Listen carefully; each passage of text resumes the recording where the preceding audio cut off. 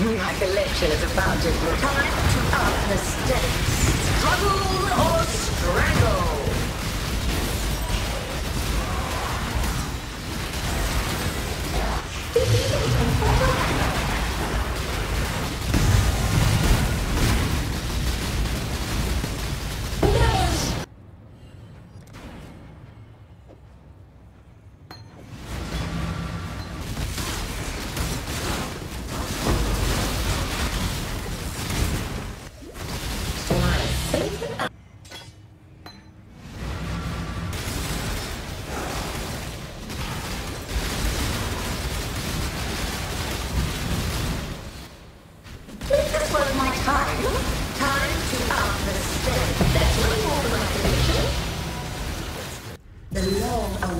Event is finally here.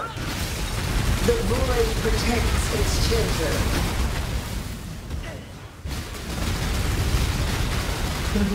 Twin terrors. Another dungeon. Be healed and fight on.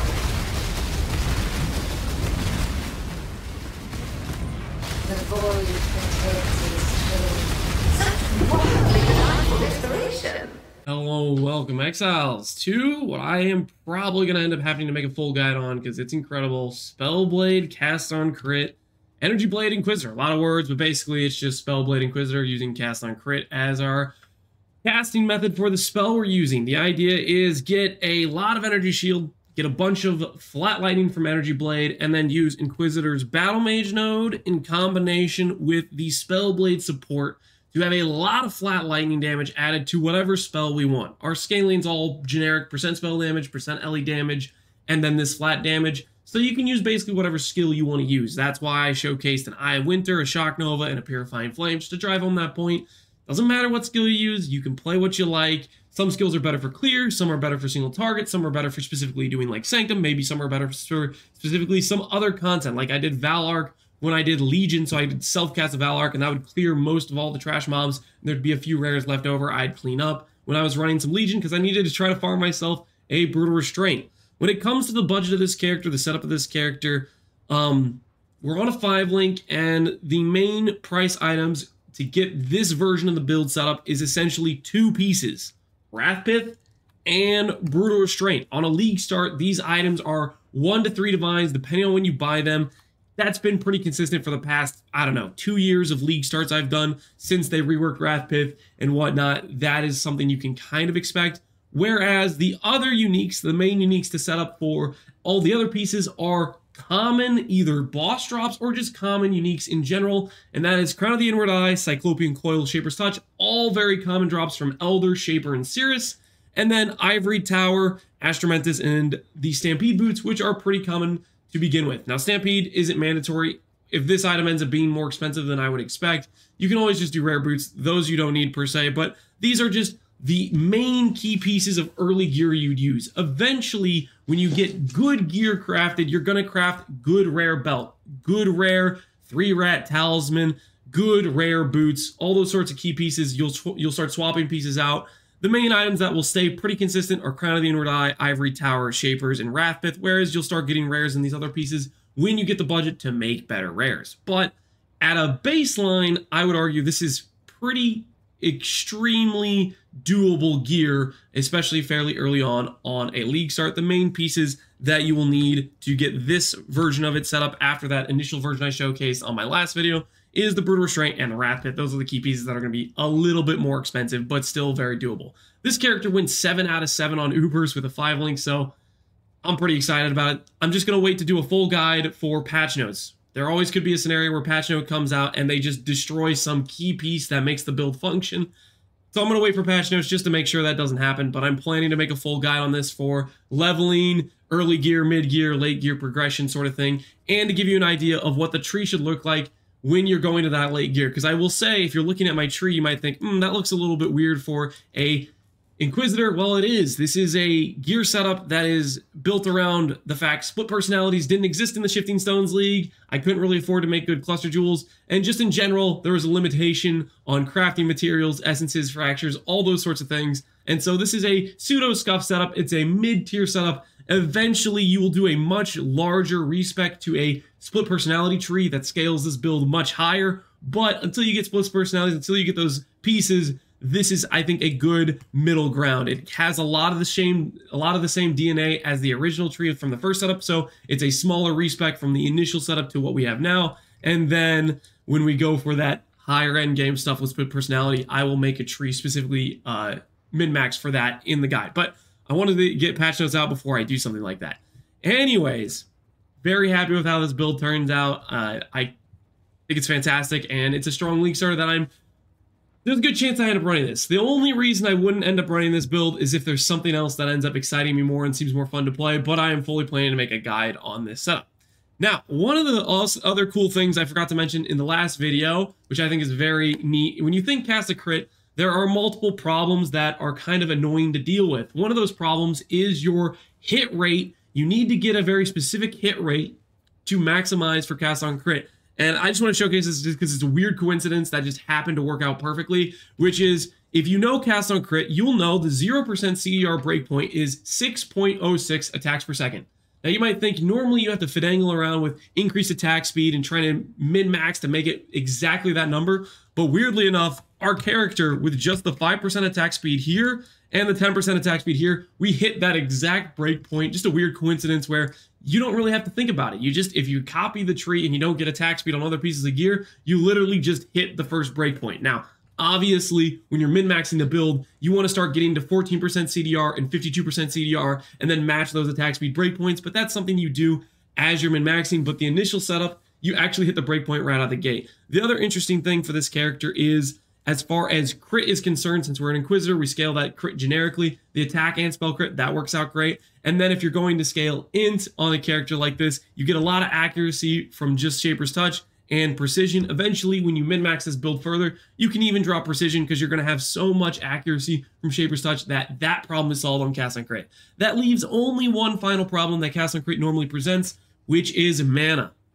Now, initially, right now, you're going to want to start out with a Enduring Mana Flask, but the good news is when you're scaling Strength and Int with a Shaper's Touch, you have some advantages. Advantage number one, you scale a lot of mana because you're having so much flat Int and so much flat Strength. Your mana pool ends up being pretty sizable, so your base mana regen is generally going to be a decent amount higher than most other builds. On top of that, we can pretty easily fit Clarity into our Arrogance pool. And then on a lot of trees, you'll pick up some mana regen rate, whether you do like Shaper or you do Quick Recovery, you'll pick up some mana regen rate. All that sorts of adds up to being a decent amount of mana regen rate. Right now, our character, for example, has around 160 mana regen per second.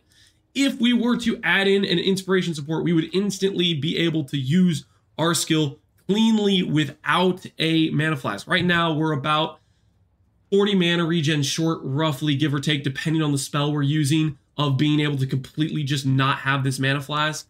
And quite frankly, if I just had another utility flask with the reduced mana craft on it, that would be enough for us to run without a mana flask. So if you're thinking, oh, mana flask, I can't do that, you could easily go for, probably, if you're still doing Stampede, you could go for a Topaz and a Sapphire instead of this Bismuth, and then you'd have tri-elemental flasks for the less damage taken, along with, you'd have that reduced mana cost, and it would just work. But for right now, I just set up a mana flask and I just went with it. In hindsight, I think if I was min-maxing this a little bit more, I think for Stampede, I would go for that Sapphire and that Topaz for that extra mitigation layer. Anyways, that is the idea behind the character. That's some of the stuff I'm excited about. I will go ahead and showcase you a Maven.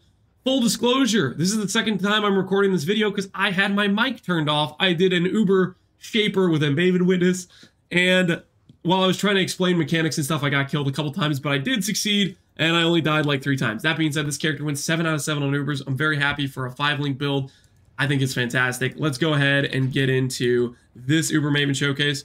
Spellblade, I want to, or Energy Blade itself, I want to highlight one nice advantage. I'm not really going to use it in Maven per se, but you use this in a lot of other boss phases or other boss fights, is you have the ability to turn your Energy Blade off. This is something I showcased in Uber Shaper when I didn't have my mic on, but if you turn it off, you all of a sudden go to 14,000 ES. There's a lot of bosses that have basically immunity phases where they get to attack you and you don't get to attack them, and during those phases, you don't need the damage of Energy Blade. Just turn it off and you have a much larger EHP pool and you're much more tanky, and you can take a couple of those Death Ball phases from Shaper or Exarch or Uber Elder or whatever it is.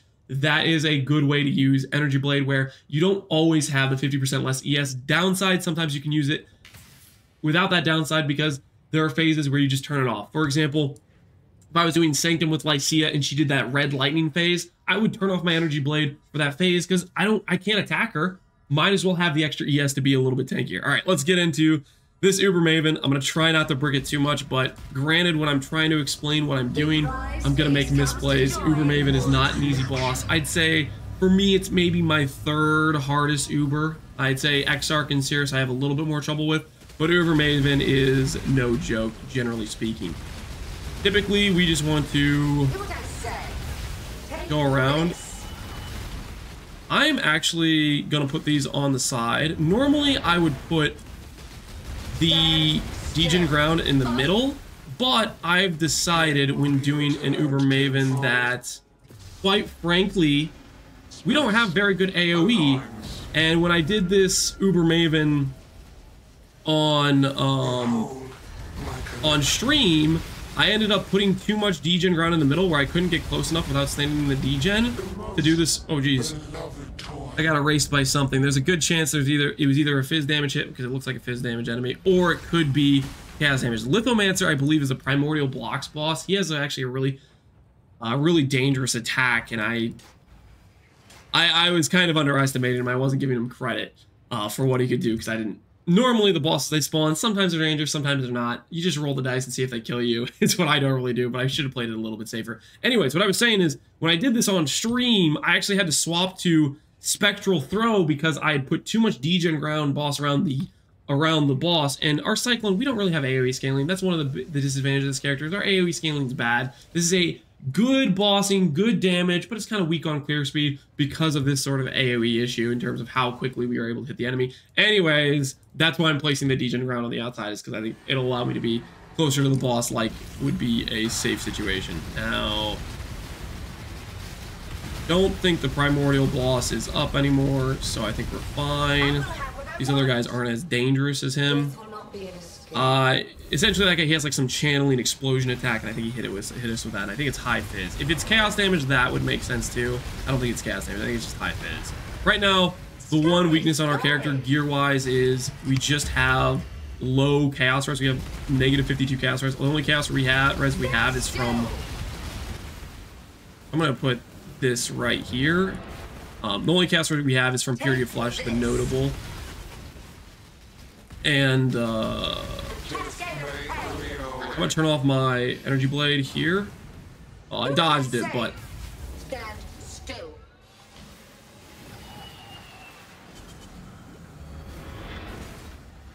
hold on. Take this.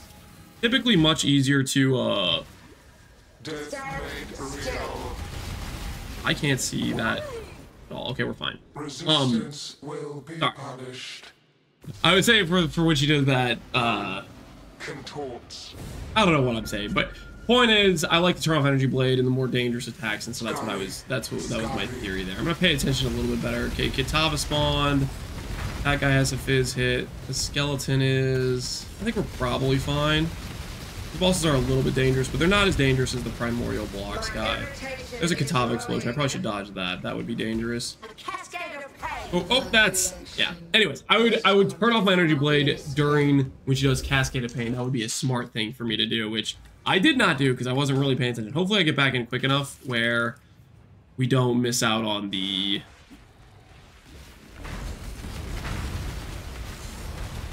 rendering of the triangle. And it looks like I think we were there for it. Yeah, it's just all the way around.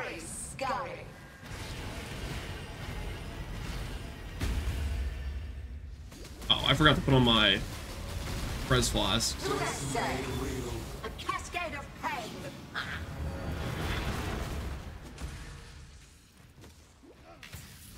Like, that degen hurt a lot, and it's because I hadn't turned on my Res Flasks. The one thing about this build is you don't have to press your Res Flask once, but you do have to press it. You do have to press it,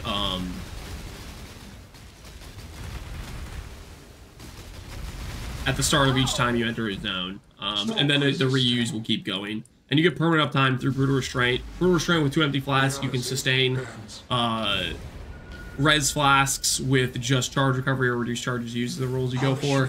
And they work quite well for practical uptime. I don't think it's permanent uptime in PoB, but if you're playing the game and generating any amount of charges, you won't have any issues with sustaining this. Alright. Let's try to finish this Uber Maven without making too many mistakes. Most likely she'll go right. Okay, I just activated her thing that makes it so we can't sustain, but we're going to the phase, so we should be fine. If you get hit by that beam or these beams, it turns off all recovery and thus makes you very susceptible to death. Scurry, scurry. Okay.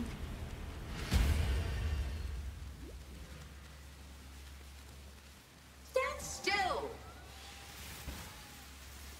I want to not get hit by that. A cascade of pain. Take this.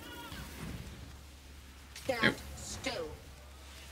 I really don't like standstill. That gets very dangerous. Okay. Oh, man. Cascade of Pain is very dangerous. I'm very bad at dodging it. Technically, if I react appropriately, I should turn off my energy blade when she does Cascade of Pain, but I did not react appropriately there. Stand still. I would love to be giving you guys a better explanation of what I'm doing here, but quite frankly, I am not good enough at this fight to give a good explanation while doing it. I don't think I am, at least, without greatly misplaying. But anyways, I think we do one more phase of this, we should be okay. We'll be able to finish it out.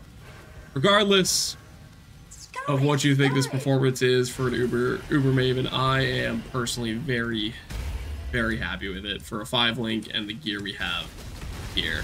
Let's see if we can clean this out. What on earth? What did I die to? There's no way. Did she default crit me or something? There's no way. I think that was default attack. I think she crit me for 7k. Either that or I forgot to... Either that or I forgot to turn on my course getting and shoot me with cast damage. I think she just crit me for 7k though. Anyway, this is very surprising me. Alright. This showcase of the Spellblade build probably wasn't the best showcase. But it is what it is. I wanted to showcase a hard fight and try to talk about it while I'm doing it. Regardless, this character fully planning to make a actual guide on it, but I'm gonna wait for patch notes to know whether or not it is. I don't want to put all the time into making a big guide on it if it doesn't pan out in patch notes. Anyways, that's the plan. Hopefully you guys enjoyed the video. As always, thanks for watching. Take care and peace out.